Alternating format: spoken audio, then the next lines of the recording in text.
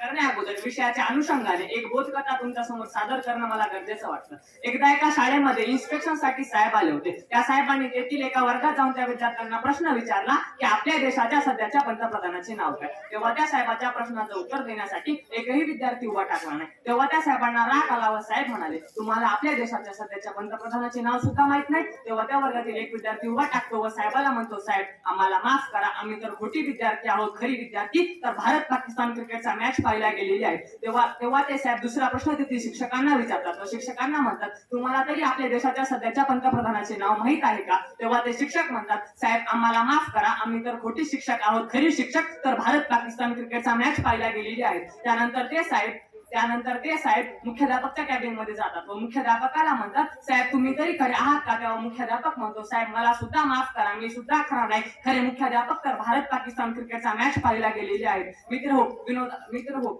हे सर्व प्रकरण झाल्यानंतर त्या वर्गातील एक मुलगा समोर येतो व साहेबाला म्हणतो, साहेब निदान तुम्ही तरी खरे आहात का. तेव्हा साहेब म्हणतात, मित्र हो मला सुद्धा माफ करा, मी सुद्धा खरा नाही, खरे साहेब तर भारत पाकिस्तान क्रिकेटचा मॅच पाहायला गेलेली आहेत. मित्र हो विनोदाचा भाग बाजूला ठेवू आणि या शिक्षण पद्धतीमधील आंधळ्या कोशिंबीरीचा खेळ पाहून खरंच आजच्या बदलत्या शिक्षण पद्धतीमध्ये तुमच्या आमच्या विद्यार्थ्यांचं भवितव्य खरंच मार्गाला लागलंय का, हा प्रश्न तुमच्या आमच्या नजरेसमोर पडायला लागतो. आणि याच विषयावर विचारमंथन करण्यासाठी मी कोड क्रमांक 10 प्रस्तुत स्पर्धेत व्यासपीठावर विषय मांडतोय, नवीन शैक्षणिक धोरण. मित्र हो आजच्या शिक्षण पद्धतीचा विचार करायचा म्हटलं तर आजच्या शिक्षण पद्धतीचं चित्र हे अतिशय विचित्र झालेलं आहे. श्रीमंतांनी शिक्षणाची महागाई वाढवून ठेवल्यामुळे गरिबांना शिक्षणाचे दारच बंद झालेले आहेत. सरळ न्याय अन्याय मार्गाचा अवलंब करून जास्तीत जास्त पैसे मिळवणारे शिक्षण महर्षी बनू लागले आहे. सत्तेकडे सत्ता जात आहे, पैशाकडे पैसा येत आहे. बीएड इंजिनिअरिंग मेडिकलच्या विद्यार्थ्यांसाठी 15 ते 20 लाख रुपये डोनेशन द्यावे लागत आहे. म्हणून आईने 16 सोमवार केले, बापाने 16 शनिवार केले, मुलाला घेऊन शाळेत गेले. बापाच्या खिशाकडे बघताच प्रिन्सिपल हसला, नोटा देताच मुलगा वर्गात बसला. आज मुलाला शाळेची गरज आहे, शाळेला पैशाची गरज आहे, पैशाला डोनेशनची तहान आहे, तरी सुद्धा माझा भारत महान आहे. ही परंपरा आज तुमच्या आमच्या शिक्षण पद्धतीमध्ये रुजू झालेली आहे. मित्र आमच्या शेतामध्ये एक काका यायचे. मी त्या काकांना म्हटलं, काका तुमचा मुलगा काय करतो. तेव्हा ते काका म्हणाले, आमचा मुलगा शिकतो. पुन्हा 5-6 वर्षांनी मी त्या काकांना विचारलं, काका तुमचा मुलगा काय करतो. तेव्हा ते काका म्हणाले, आमचा मुलगा शिकतो. पुन्हा 5-6 वर्षांनी मी त्या काकाला विचारलं, काका तुमचा मुलगा काय करतो. तेव्हा ते काका म्हणाले, आमचा मुलगा शिकतो. पुन्हा मी त्या काकांना म्हटलं, काका तुमचा मुलगा शिकून काय झाला. तेव्हा ते काका म्हणाले, आमचा मुलगा शिकून म्हातारा झाला तरी सुद्धा आणखी तो शिकतोय. मित्र आपल्या शिक्षण पद्धतीचा एकंदरीत संपूर्ण विचार केला तर आपल्या शिक्षण पद्धतीमध्ये 1948 ला राधाकृष्ण आयोग आला, 1966 ला कोठारी आयोग आला, 1982 ला शिक्षणाचं राष्ट्रीय धोरण आखण्यात आलं, तर 2009 चा बेस्ट ऑफ 5 असेल किंवा 2010 ला 10वी पर्यंतच्या सर्व विद्यार्थ्यांना पास करा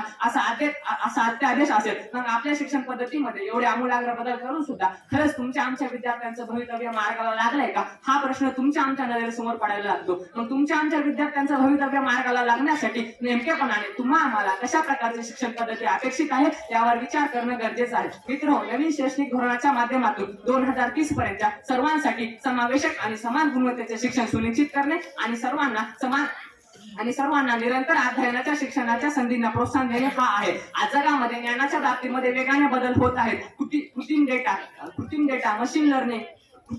कृत्रिम डेटा मशीन लर्निंग अशा विज्ञान आणि तंत्रज्ञानाच्या क्षेत्रामध्ये वेगाने बदल होत असताना आज जगभरातील अकुशल कामे मानवाऐवजी यंत्रे करू लागलेली आहेत. आपला भारत देश हा विकसित देश होण्याकडे वाटचाल करत आहे. तसेच जगातील 3 सर्वात मोठ्या अर्थव्यवस्थेपैकी एक होत असताना मानसशास्त्र आणि कला याची मागणी वाढत आहे. खरोखरच रोजगाराची परिस्थिती आणि वैश्विक परिसंस्था वेगाने बदलत असताना मुलांना केवळ शिकणेच महत्वाचे ठरणार नाही तर कसे शिकले पाहिजे हे शिकवणं जास्त महत्वाचे ठरणार आहे. त्यामुळे शिक्षणातील मजकूर कमी करून कल्पक व बहुशाली कसे व्हायचे, समस्या कशा सोडवायच्या, जुळवून कसे घ्यायचे यावर विचार करणं जास्त महत्वाचं आहे. मित्र आपले शिक्षण अनुभवात्मक, एकात्मक, जिज्ञासू अर्थातच आनंददायक असले पाहिजे. आपले शिक्षण सर्व दिशांनी विकसित होण्यासाठी मुलांना विज्ञान आणि गणिताबरोबरच खेळ, कला, हस्तकला, शिल्पकला, संगीत इत्यादी मूल्यांचा समावेश करणं गरजेचं आहे. मित्र शिक्षणामुळे चरित्र घडले पाहिजे, ज्यामुळे शिकणारे नीतिमान, तर्कशुद्ध, सहानुभूतीशील आणि सहृदय बनतील आणि त्याच वेळी ते उत्तम रोजगार मिळवण्यासाठी तयार होतील. मित्र तुम्ही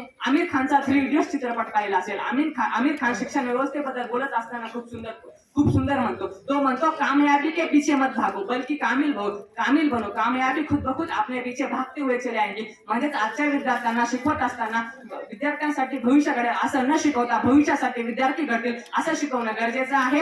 अर्थातच विद्यार्थ्यांना कौशल्यभूत शिक्षण आणि व्यावहारिक शिक्षण देणं गरजेचं आहे. दुसरा महत्वाचा मुद्दा म्हणजे आपल्या विद्यार्थ्यांचं